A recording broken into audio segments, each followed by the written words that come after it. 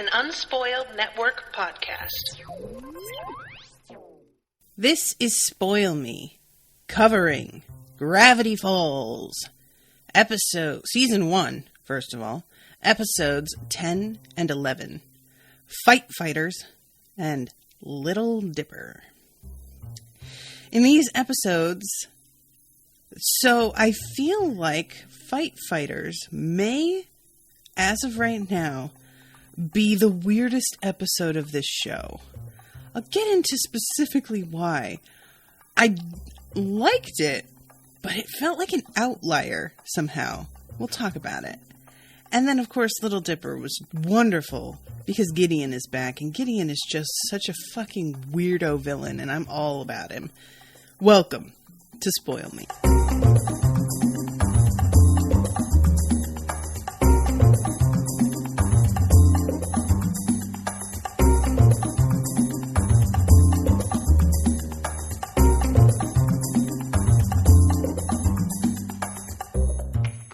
Welcome to the show, everybody. I am Natasha. Many thanks to Melanie for commissioning this episode. Melanie is here in the chat. Hello, Melanie. Fight Fighters. Guys, first of all, I used to play Street Fighter as a kid. I didn't have a console. My parents wouldn't let me have one. But my babysitter had one where I would go after school and where I would spend a lot of time in the summer when my parents were working. And I was low-key obsessed with that game, which makes it so puzzling to me how little I remember about it now. And the only refresher I've had on Street Fighter was not playing a console game or even like a handheld or something recently. It was going to a retro style arcade. Some of you who live in like Philly or even Dallas has Barcade or Barcadia. We have a place up here called Free Play.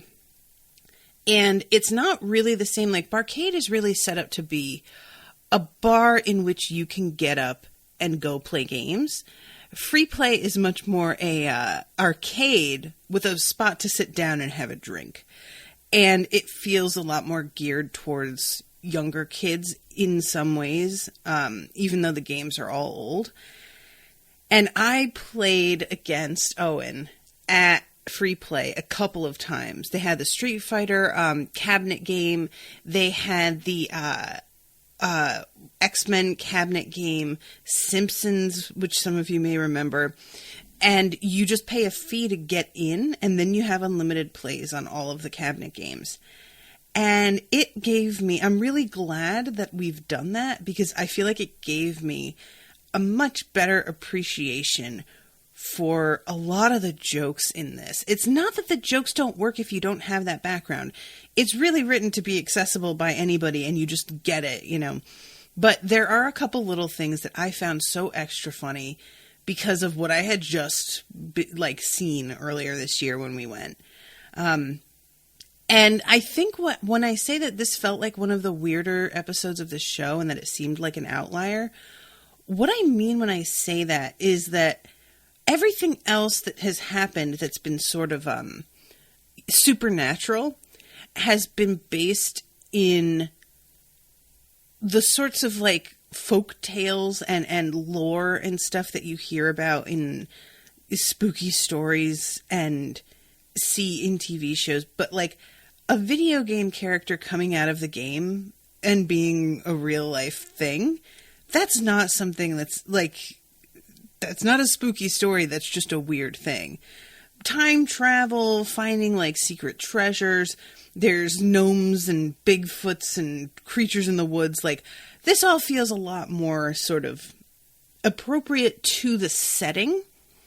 And this story doesn't feel like it has to be in Gravity Falls at all. It could just be anywhere. It would work, you know? And I don't have a problem with that. It was just like there was a very different vibe to it for me because of that. And also there's such a... I just really, really hate this Dipper having a crush on Wendy thing. I don't hate it in principle because I get it. You know, he's old enough to start getting crushes. You do get crushes when you're younger on older kids a lot of the time. That's sort of how it works. It's a simultaneous like attraction and also just like longing to be grown up. And so in that respect, I don't like have a problem with him having a crush on her. And also Wendy is really awesome, but it's just tiring because I don't want him to succeed. I don't want her to be interested in him. So it's a weird feeling to watch a character that you like wanting something that you understand they're wanting and kind of like even feel for them, but you also do not want them to have it and are actively rooting against them for most of the episode. Does that make sense? So like, that's kind of my issue here with Dipper is that like, I am watching him get exactly what he wants in terms of somebody to fight his battle for him, basically. And I'm not excited about it. And I'm just kind of like, oh, this sucks. Like, I don't like Robbie. And I'm not really sure if it's just like my hang up or if anybody else feels this way as well. But a big factor for me is just how much littler Dipper is drawn than Wendy as well, which becomes a whole thing in the next episode. But Dipper, you know, he's like half her size. So this idea of him like succeeding in fighting her boyfriend, I'm just like, dude, what do you really want to have happen here? Like, what do you think is going to happen? Because neither of them appears to think that through at all. And it's not until later on that we find out that she like does not approve of fighting and doesn't like it. But even so, even if that weren't her opinion of fighting, do you think that one of you is going to get beaten and then simply retreat and allow the other one to step forward as if that's like how she determines who she's dating? I understand like Dipper's attitude, but I also I just don't want him to succeed or win. So I'm in a really weird place with this whole storyline, pretty much. And I feel like I want more Mabel-centric stories at this point because so much of what's going on with Dipper seems to be centered around Wendy lately. And at least if it's a Mabel-centric story, we'll get introduced to somebody new, and oftentimes it'll be a little bit more like whimsical. So I feel like Dipper, I need you to like take a step back here, buddy, and make room for your sister because I miss her. We don't get much of her in this episode at all. We have like this side plot of her trying to help Grunkle Stan overcome his fear of heights. But, you know, it's a very similar thing to like her trying to give him a makeover. It's a perfunctory story that doesn't really matter. And it's just there to give her something to do because the whole episode is centered around Dipper. So I feel like there hasn't been much of a Mabel-centric episode since The Hand That Rocks the Mabel, which had a lot more to do with her. Otherwise, most of them have been about Dipper. So, yeah, take a step back, Dipper. That's all I'm saying. So let's start off this episode, get into it. I want to mention, too, if you guys ever notice me sort of like weirdly vamping and not talking about the thing when I'm trying to start an episode, this show is on Hulu. And I don't know what it is about Hulu, but it fucking blows. When I'm playing it on my TV, it's fine. But when I try and play it on the computer, which is what I do whenever I record a Spoil Me and I'm doing a TV show, I have it playing so that I can read subtitles and like directly quote stuff, make sure I get things like in the right order. This episode, or this show on Hulu, like when Hulu's on my browser, it constantly like decides, oh, you don't need control buttons. We'll take away the pause and the play buttons. We'll take away the subtitles, too. We'll take away the X for you to even get out of this.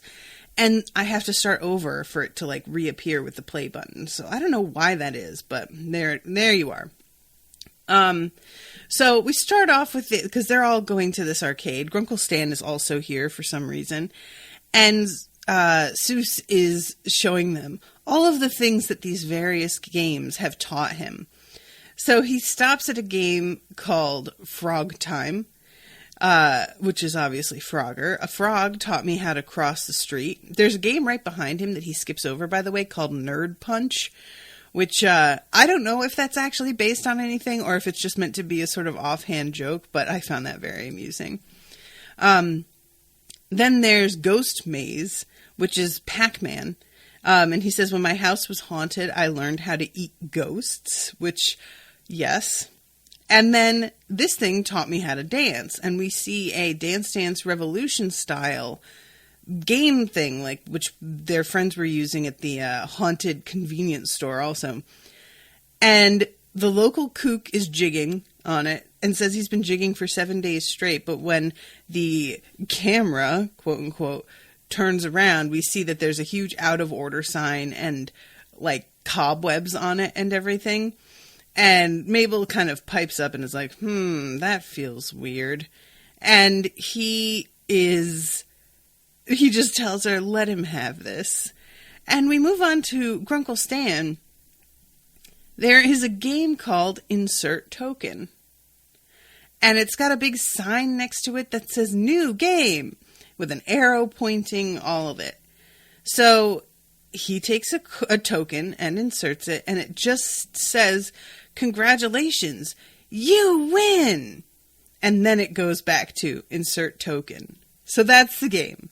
I loved that joke. It's so stupid.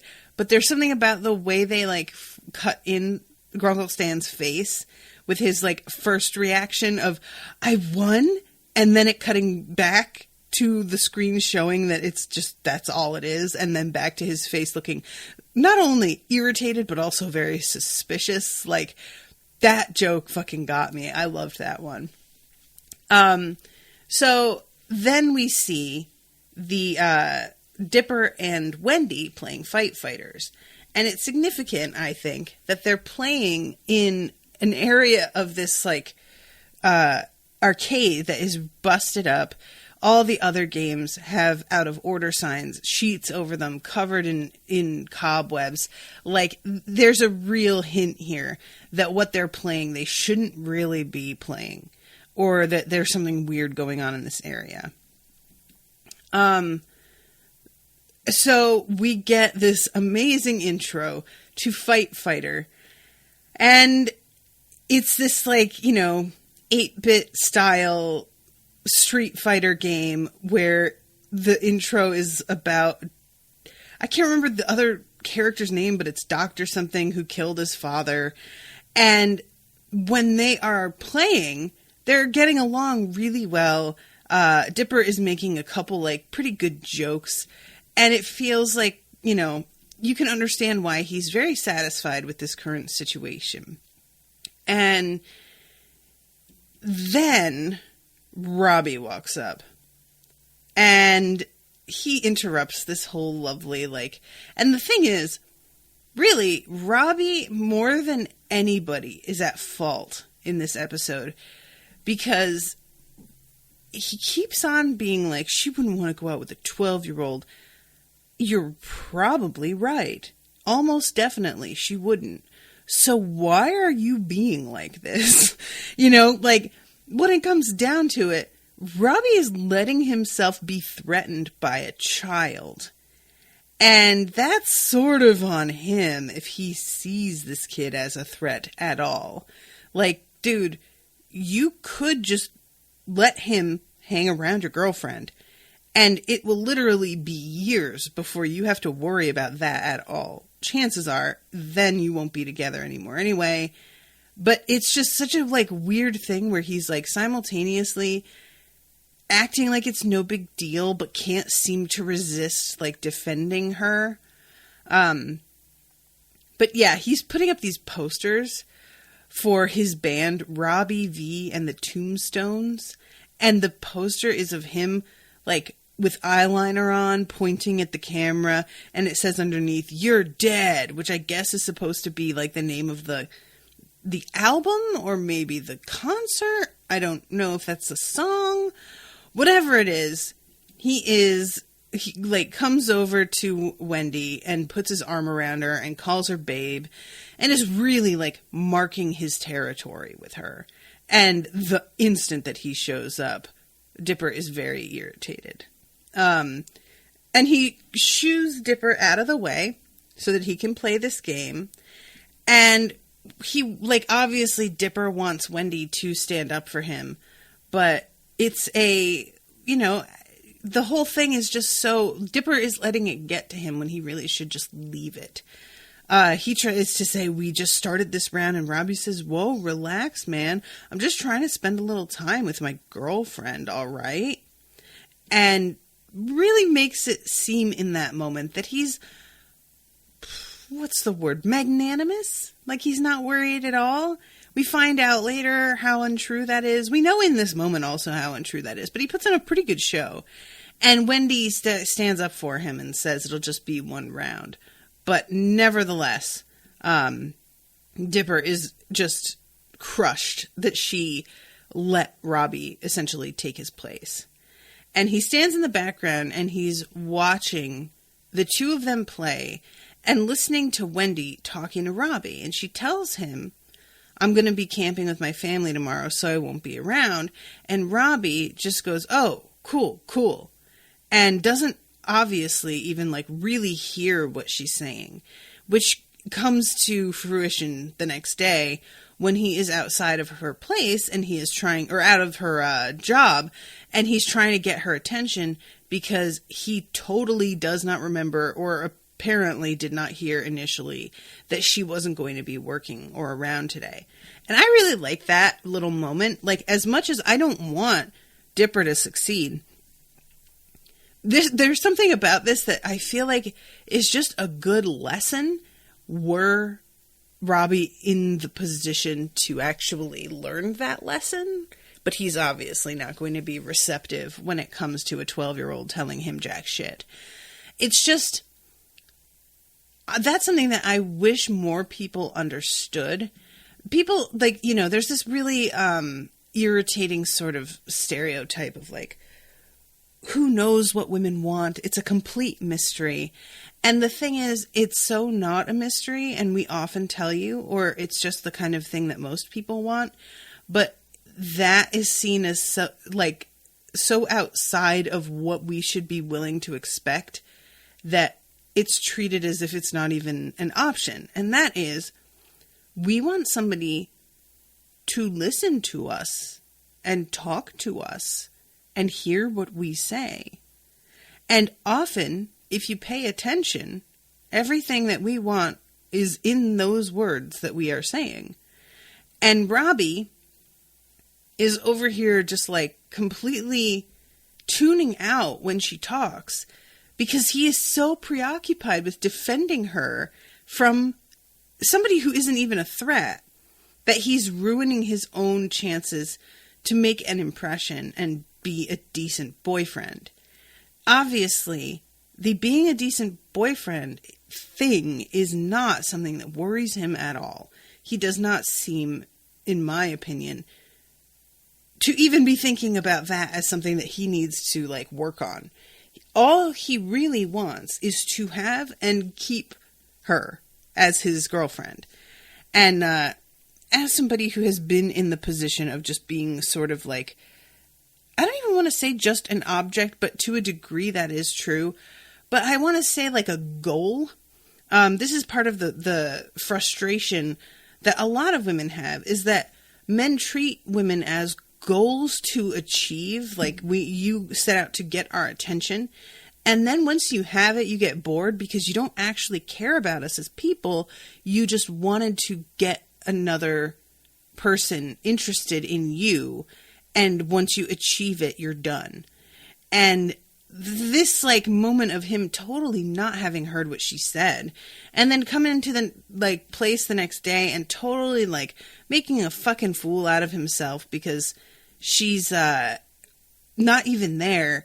It's just one of those fucking moments of like looking back on my teenage years and dating and just realizing like it's not like that time wasn't valuable. I don't regret dating or anything like that, but it really does strike me as I get older, what a waste of time a lot of it was. It's not, like I said, I don't regret it.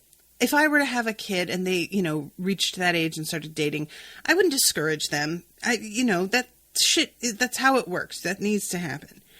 But it's such a bummer to know how much like bad behavior I let slide because I didn't understand either why it should bother me, but maybe it didn't, or have the vocabulary to explain why it bothered me, and I couldn't understand it and felt like I was being irrational because I just didn't know how to like get to the heart of the issue. Anyway, I know this is just a cartoon thing, and so I should not be analyzing it like this, but nevertheless, I just find it interesting. So I love this, like, they're all playing poker for, I guess, cookies. And Mabel is kicking everybody's asses, but she's not actually, like, aware of what they're playing, which is making it so much better to me. So this is when they get interrupted, and it turns out that Robbie is out there playing, and Dipper basically calls him out and is like, you fucking would know that she wasn't here if you listened to a word that she said, but you don't, because you don't care about her.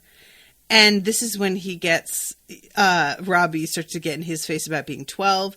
And he says something, not only, I'm sure she wants to go out with a 12-year-old, but then he adds, who wears the exact same shorts every day, which I found so fucking funny. And he says, here's an idea. Why don't I call her right now, and see if she wants to go out on a date with you? And he dials her up and is, like, pressing the call button because he is just trying to fucking embarrass Dipper. And Dipper, understandably, bats the phone out of his hand because he's desperate to not be embarrassed. And this kid gets very angry when his phone breaks. You're going up against a 12-year-old, threatening to humiliate him in front of the girl he likes. You deserved to have your phone broken, guy. I'm just saying. I'm fine with it. Like, good. Your phone should be broken. You're shitty. He's 12. Stop it. And Grunkle Stan, who is, like, yelling out the window, stay right there. Of course, Robbie, who does not understand who Grunkle Stan is, believes that Grunkle Stan is going to come out there to try and stop the fight. But no, he comes out with some popcorn because he was going to enjoy watching the fight. And, yeah, it's a pretty good moment. It's pretty predictable, but it's fine. I still thought it was fun. So he tells, right before he leaves, he tells Dipper that he wants to meet him at 3 o'clock on the playground or somewhere. And Dipper is freaking out about what to do because obviously Robbie is way bigger than him. He doesn't, he's not actually strong, so he's not, going to stand a chance even if Robbie weren't as big as he were. And they suggest that maybe Dipper just man up and go out there. And Dipper decides that he is just going to hide in the house. And it's sort of like, it's really relatable. They're just hiding in the house instead of anything. I mean, I get it, dude, So,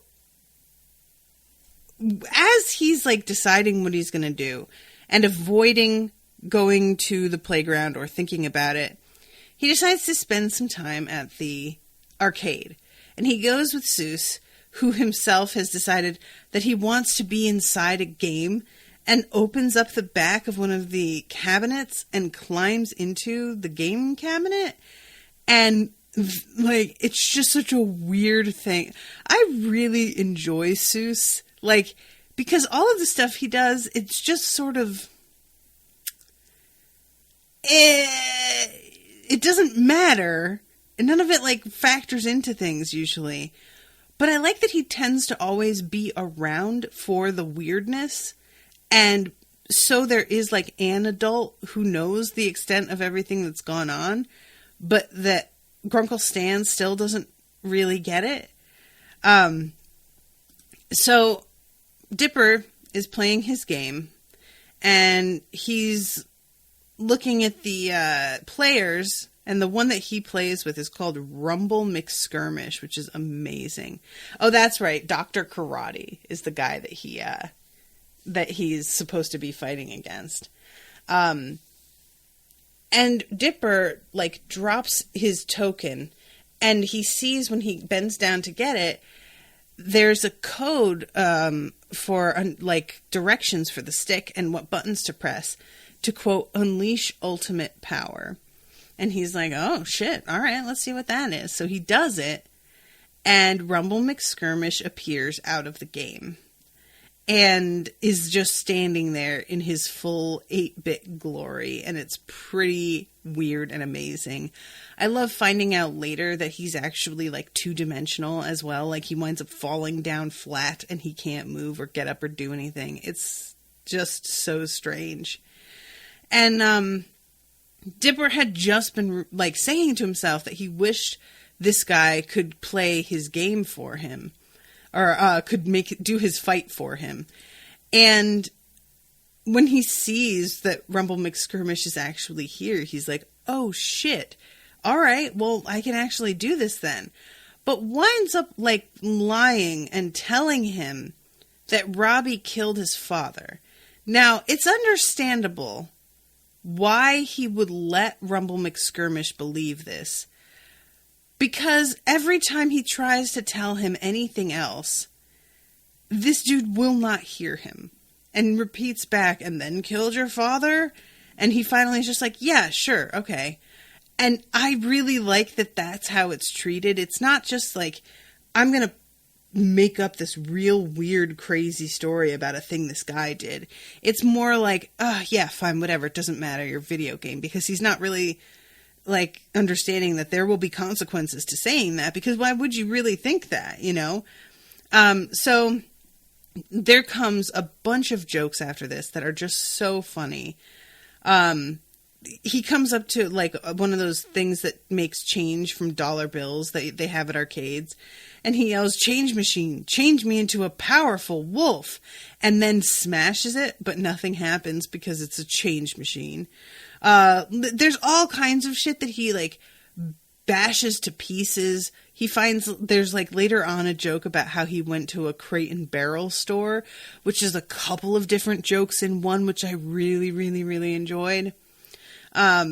Just all of these little bits of him trying to, like, live out whatever he plays in the game in the real world. And I just found it so amusing, and it just kept paying off. Oh, Melanie's commenting. She says, by all means, analyze. Don't fall into the trap that a cartoon can't be held to the standards of other media.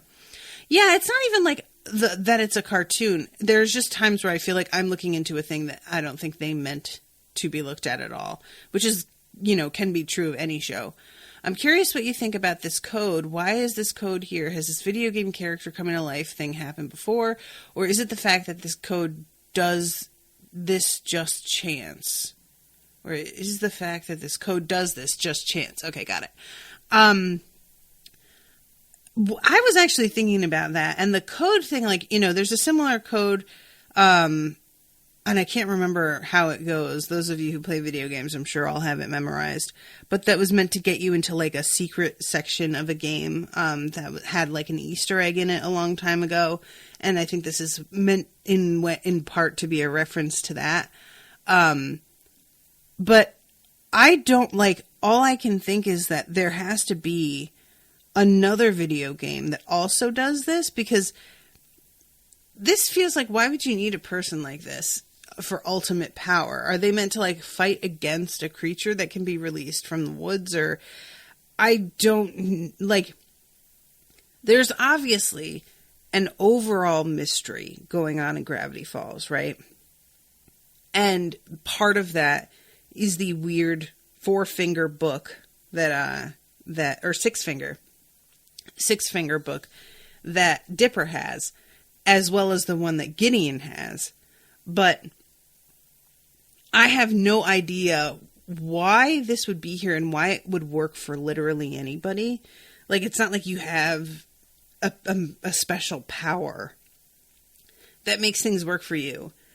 It appears anybody could make these movements and this thing would happen. And it's really, in particular, another thing that I found weird and interesting about this episode is the fact that a lot more people see the crazy character comes to life than we really ever have. Like the gnomes, nobody else really witnesses. I'm trying to think what else. The time travel stuff, nobody else picked up on. The wax figures, it was just Dipper and Mabel and Seuss, right? But this guy is walking around town. He confronts Robbie. He climbs up the water tower and is seen by Grunkle Stan. Like, this is something that's been a lot more out there than anything else in the past. And I don't know if that's significant or not, but I feel like it is, at least in terms of storytelling, that they've decided to make this beast so much more of an open secret, But yeah, so I don't really have an idea about that, Melanie. I don't know. Meanwhile, Mabel is out here trying to prove to Grunkle Stan that she can tell he has a fear of heights, because she asks him why he doesn't just get a ladder to grab something, and he just makes this excuse about how ladders are super dangerous and how, just this whole thing. Listen, as somebody who has a terrible fear of heights, I can really sympathize with this. And I was super irritated with her, bringing him up to the top of a water tower. Not that he's not, aware of what she's doing. He's not an idiot, and she's a child. He knows what she's up to. But still, guys, if you know somebody has a fear of a thing, do not go and find that thing and then jump at them with it. That's really, really shitty.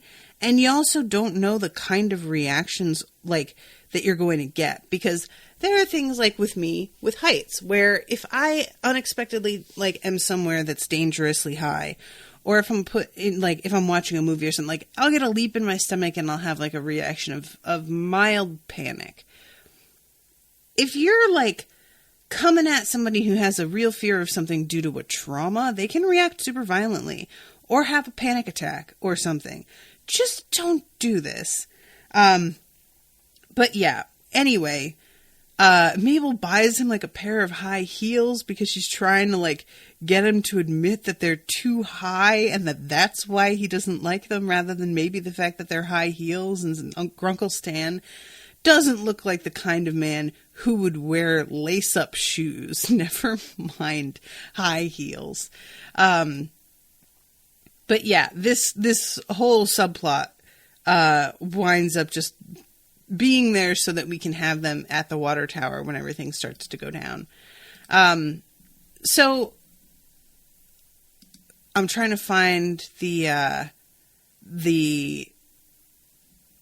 oh yeah, here it is. Okay, so Dipper is telling Fighty McSkirmish, what's his name, that he has a fighter that he can go up against, because McSkirmish is feeling a little bit... Rumble, that's the one. Who he's feeling a little bit bored and wants to go up against somebody. And Dipper's like, I have exactly the person. So they go and find Robbie. It is not awesome. Robbie is getting picked up and thrown around. He is in bad shape. It looks like he could probably die.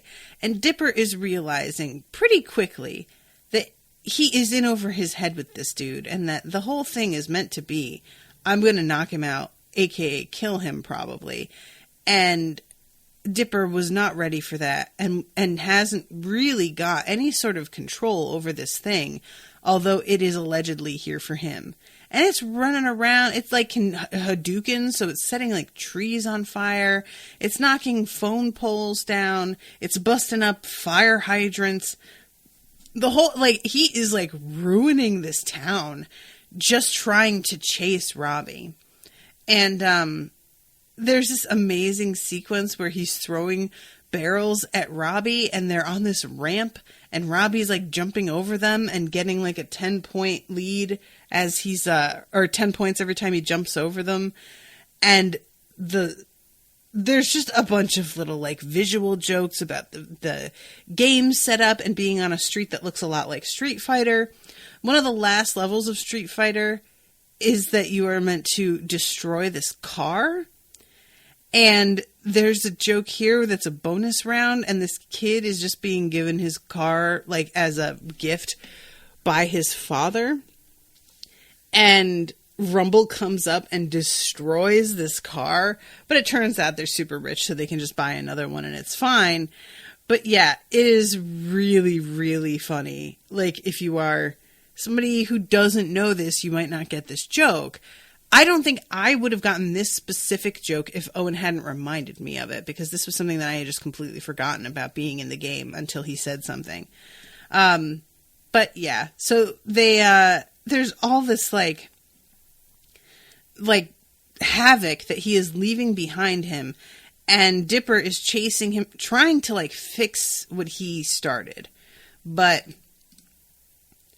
when he finally arrives and catches up, thanks to Seuss picking him up, it's this dude is at the base of the water tower, and he's like kicking at the pylons in order to bring it down. And poor Grunkle Stan, who is a fucking like, I mean, anybody, even if you aren't afraid of heights, are going to be freaking out at this point. But for him, it's extra. It's most definitely extra. But finally, Robbie falls, and this dude winds up like holding Robbie and getting ready to lay out the last punch, the one that's going to do him in. And instead of trying to engage him by like coming up to him and punching him or saying something to him, what Dipper does is he holds up the video, like two planks, like it's like he's outside of the game, and he throws a coin through it to hit him, like he's signaling that there's another game about to start. It's a weird thing, and he's got two planks that he's holding up, like it's him entering the game, and the sort of little side, what's the word I want? Like the little skits that they do.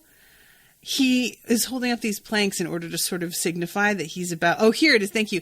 Melanie's saying cinematic widescreen. Thank you, ma'am. That's what I'm looking at. So he confesses to Rumble that this dude did not, in fact, kill his dad.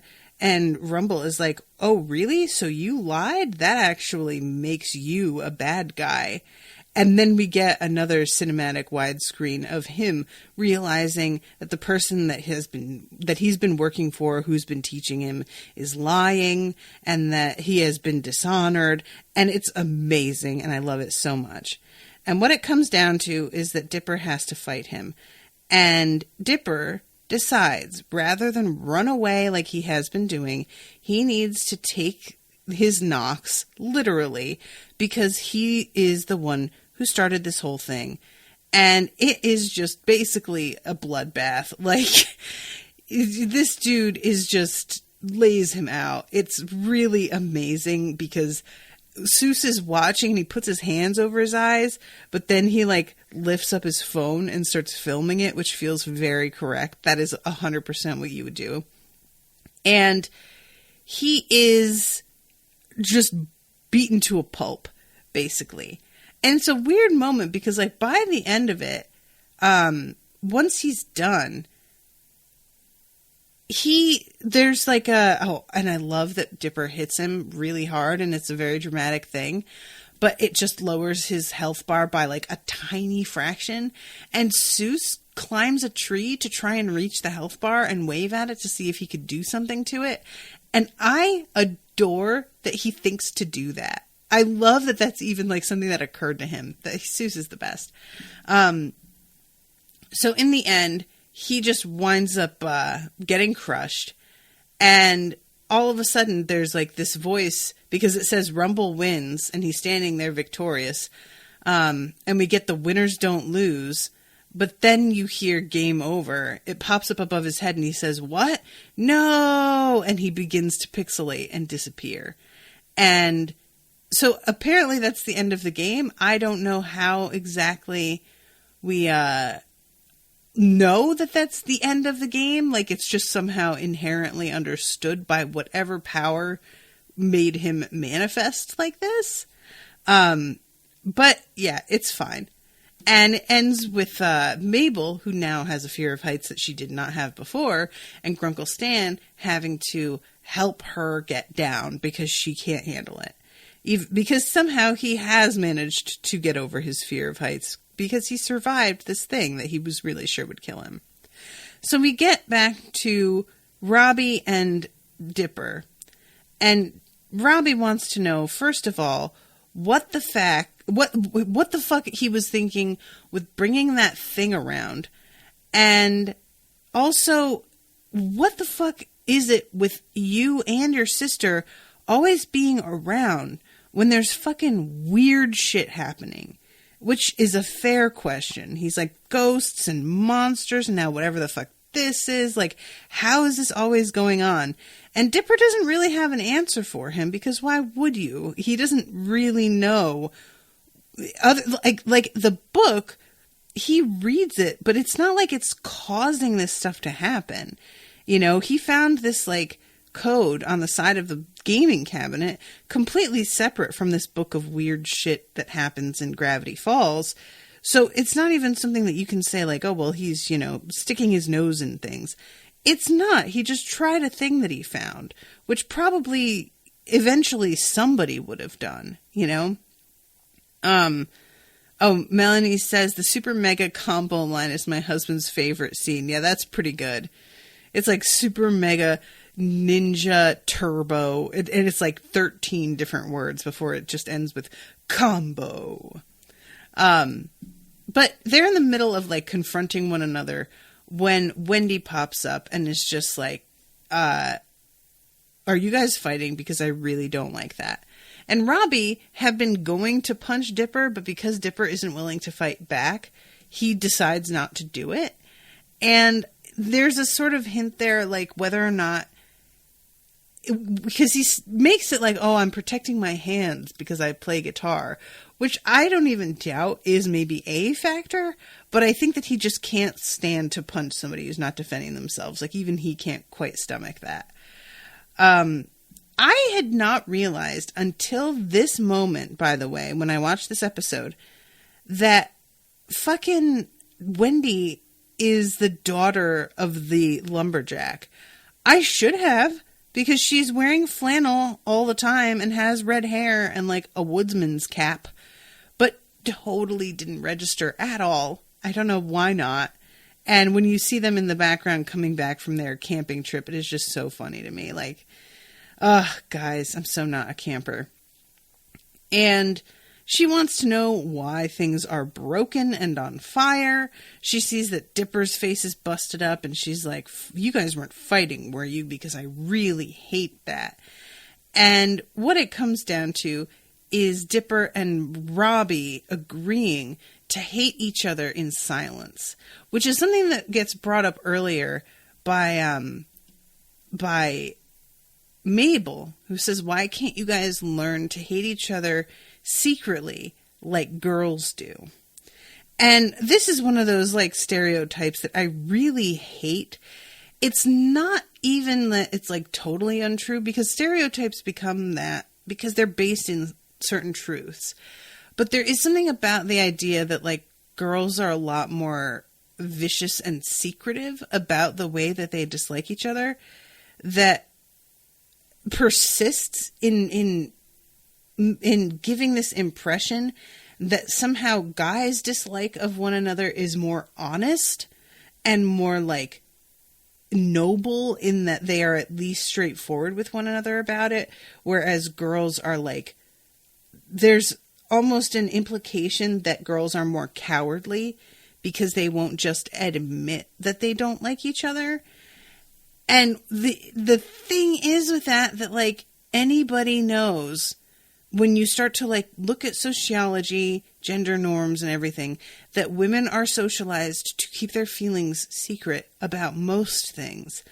And whether or not we like other women just falls under the same heading of how we feel about anything. that's part of where the stereotype comes from of women being manipulative and not just saying what they want. It's because we were frequently punished for just saying what we wanted. So we found a way around it where we hinted and tried to manipulate so that we could still get what we wanted without being punished for wanting it. And it's just a bummer to me that this is being like said here the way that it is, specifically just like, oh, the way girls do is said both times. And I'm just like, and it's not even like girls can be very outright vicious to one another. That happens all the time. Like, I have seen girls get in fistfights, that is simply not accurate for a huge segment of the female population. And there being this sort of like attitude about it here just bummed me out, because it makes me feel like there's this like paranoia that gets sown about if you think a girl likes you, you're never really sure because they're just never straightforward with you about it. I kind of hate it. But it does result in a pretty funny scene at the end where they're hanging out with Wendy, and while she can see both of them, they are smiling and getting along. But as soon as she turns her back, they like glare at one another and point dramatically, and it's this whole thing. So that was pretty fun. And then the end credits have the different characters in 8-bit and the things that they say when you like highlight them. Mabel says it's me, Mabel. Grunkle Stan just like laughs.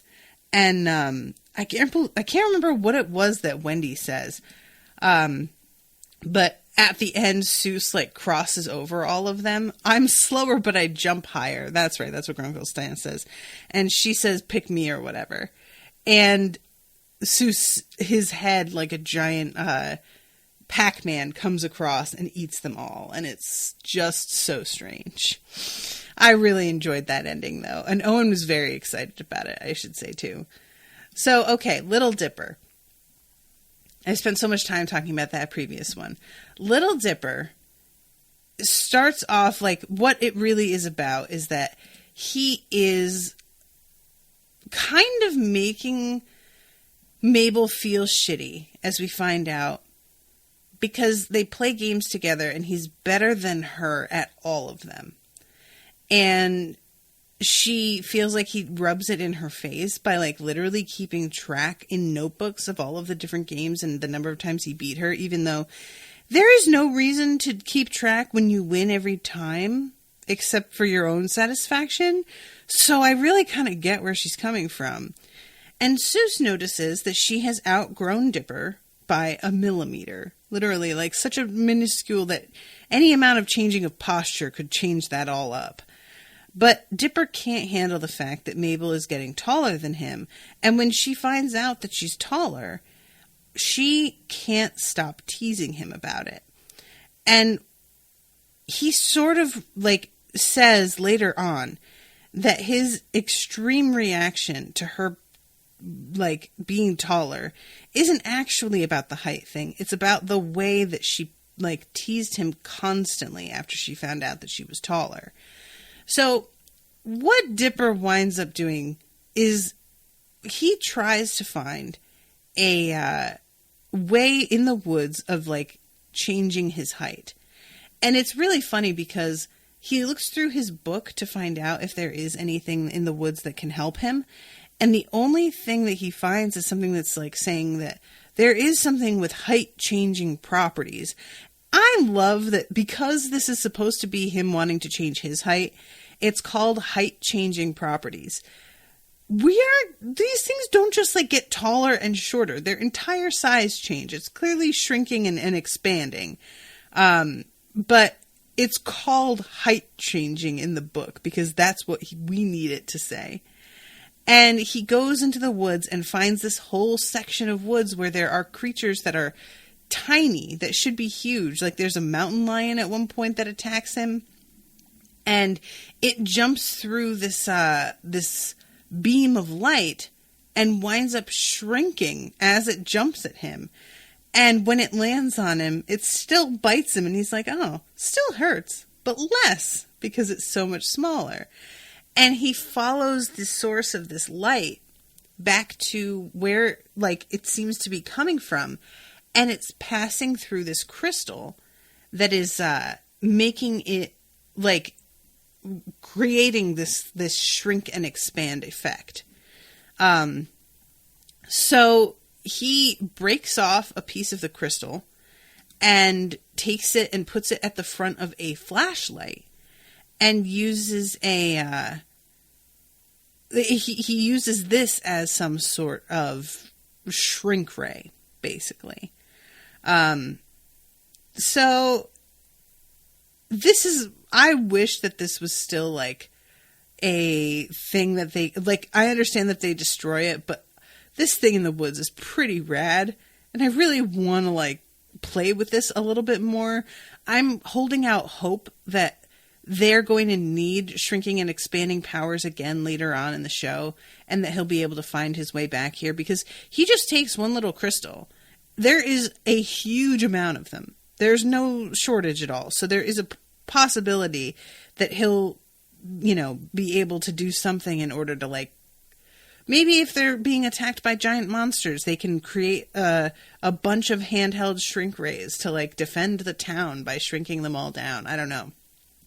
But whatever the case, he takes this home and decides to use it to make himself just a teeny tiny bit bigger.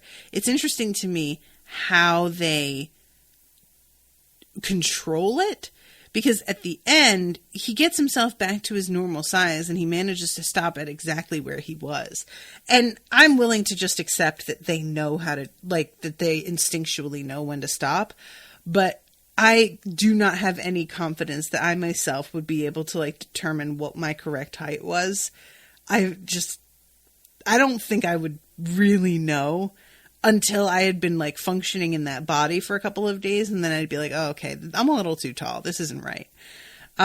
Reminds me of, like, Hermione getting her teeth shrunk back down, and she was like, I knew when I was supposed to be done, and when I decided I was done, because I didn't want to have my buck teeth anymore. So, meanwhile, Gideon has been out here causing trouble and, like, trying to get Grunkle Stan's mystery shack for himself. And it is so amazing. So, Melanie says there would seriously be some Alice in Wonderland height shenanigans at first, right? Like, I have always wanted to be a little bit smaller than I am. I'm 5'6", which is, like, the dead average height for women in the United States. But I have always wanted to be a little bit on the more petite side, not even just in terms of weight, but in terms of height, because I like dudes to be taller than me. And most guys are taller than me, but I like there to be a pretty big disparity. And I could see myself being like, maybe I'll be at 5'4", because Owen's just about 6 foot, 6'1", depending on how he's standing. And I kind of like the idea of him being a little bit taller than me, even than he is now. And I can't help but think that I might, like, mess with that a little bit. Just a little bit. It would mess up how pants fit. That's the only thing. People who are petite have a tough time finding pants that don't drag on the ground. Anyway, so Gideon comes and, like, does this whole thing where he's, like, got this fake sweepstakes thing, and is, he gets Grunkle Stan to sign the sweepstakes, like, contract, quote unquote, in order to get the money. But then it turns out that contract was actually signing over his property. And Grunkle Stan, I really kind of thought for a second, oh, he fucked up. But then you see this, like, smug look on his face. And when Gideon checks the signature, it says, the shack is hereby signed over to, and then it says, suck a lemon, little man, which is just wonderful. Somehow, Grunkle Stan knew he was, like, fucking with him. I don't know how, but it's great, and I love it so much. And Gideon has to have the guy who was, like, representing this fake sweepstakes thing pick him up so that he can be at eye level with Stan. and back out of the room as he's like threatening him. I'll get you all. So most of this episode is taken up with the repeated antics of Gideon attempting to take away the Mystery Shack. And he has come up with a variety of like stupid attempts that don't work. He has like these termites that Grunkle Stan winds up somehow like sort of sicking on him. He breaks the jar right underneath Gideon, so they attack him instead.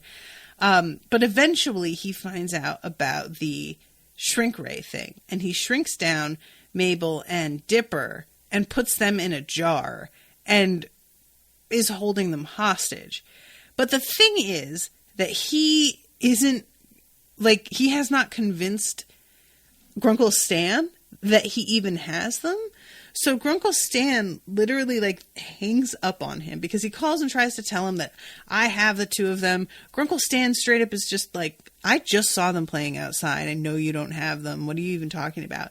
And he tries to say, I'll text you a photo, because he wants to, you know, let him know for sure that he's got these guys so that Stan will cooperate. And Stan's response is, text me a photo. You're not even speaking English now. What do you mean? And he just hangs up because he is so old that he doesn't even know what those words mean. I love it so much. There are a bunch of running jokes this episode about Gideon, his size, his parents. We meet his mother finally, who's just constantly vacuuming all the time. And she, like, there's a sort of sinister feel to her because she's like, gives the impression of being somebody who is so browbeaten that she just hunches in on herself to avoid attracting attention and vacuums constantly because she doesn't know what else to do. And it's sort of like sad, but also funny for the context of everything. And, you know, the whole thing with his father getting him ice cream and treating him like a little kid, the way that he actually is, even though Gideon is out here with his like megalomaniacal sort of vibes. And he like wants to go and shrink down Grunkle Stan and try and take over the Mystery Shack once Stan is out of the picture. And it turns out that there is not an easy way to get to Grunkle Stan because there's a fucking mirror maze that he has set up. And every time that he thinks that he's shooting this ray at Grunkle Stan, it's hitting a mirror and like bouncing all over the fucking room. And I loved this. What a weird thing to do. Meanwhile, Seuss has also gotten shrunk, and he is hanging out with Mabel and Dipper as they decide to try and break free by hitching a ride on Gideon's clothes. And Gideon, for his part, is just like fucking up so bad. And eventually, like, because I had really been waiting for him to blow himself up, but he never does that. And I guess that's part of the thing with Grunkle Stan not being able to like really know the extent of the magic that's happening. Like, if he made himself that much taller, it wouldn't be possible to hide that there's this stuff going on. But what it comes down to is that Mabel and Dipper get in on Gideon's armpit and tickle him because they saw him getting tickled by his dad before and completely losing it, and then yelling at his dad. Guys, as somebody who, you don't want to tickle me, you will get decked. That's a good way to get hurt, is tickling me. I'll fucking elbow you in the face. I'll bite you to get you to stop. I'll do whatever it takes to get it to stop. I do not play. So in that respect, I really sympathized. And he winds up on the floor cracking up. And Grunkle Stan, who had been trying to treat him as like he calls him a formidable foe, or he calls himself a formidable foe. This is like obviously a child now, and he's starting to realize that maybe he needs to just leave him alone to get his shit together, and kicks him out the door, like rolling him over. It is hilarious. And when Gideon gets rolled outside, he forgets his light, And the kids are able to use this to turn themselves back to their proper size. And then they are like, well, we're never going to use this again. And they break the crystal and they realize their mistake and their overeagerness when Seuss from the carpet yells up at them, hey, guys, need your help here. I really loved this moment. Like, and the two of them being like, oh God, we need glue. We need glue. We go back to Gideon, who's talking to his parents about everything. And he says, I want that shack, the physical building, because it holds a secret you couldn't possibly imagine. And then begins to like laugh evilly. And that's when his dad interrupts and is like, here, you want some ice cream? And begins to feed it to him. And it's amazing. And the very, very last, the credits scene, is an actual sweepstakes guy with a camera crew coming to the house and trying to tell Grunkle Stan he won. Grunkle Stan does not believe him and slams the door in his face. And then local kook comes around, and this guy tries to give him the money. And this guy says, all of my dreams have come true, and he grabs the check and takes a bite out of it. And the host stands up and looks at the camera guy and says, just cross this town off our list.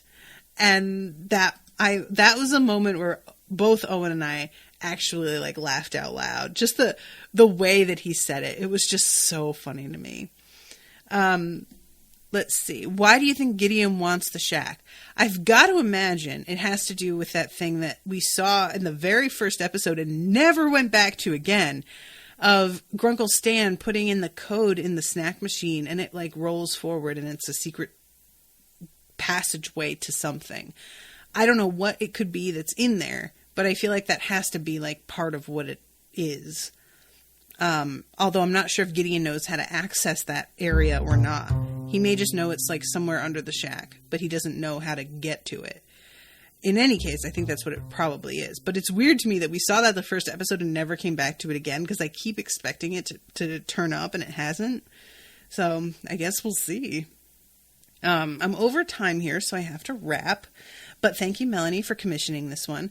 The next episode, the next Spoil Me for Gravity Falls is only covering episode 12. So I don't know if any of you are watching along with me, but just in case, I won't be covering 2 episodes next week. I'll only be covering the 1.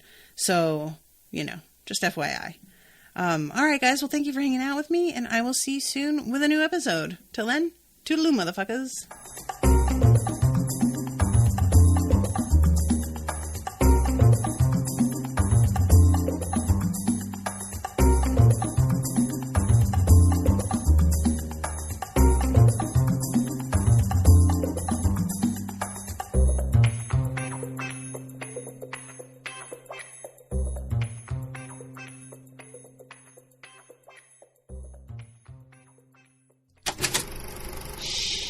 That was an Unspoiled Network podcast.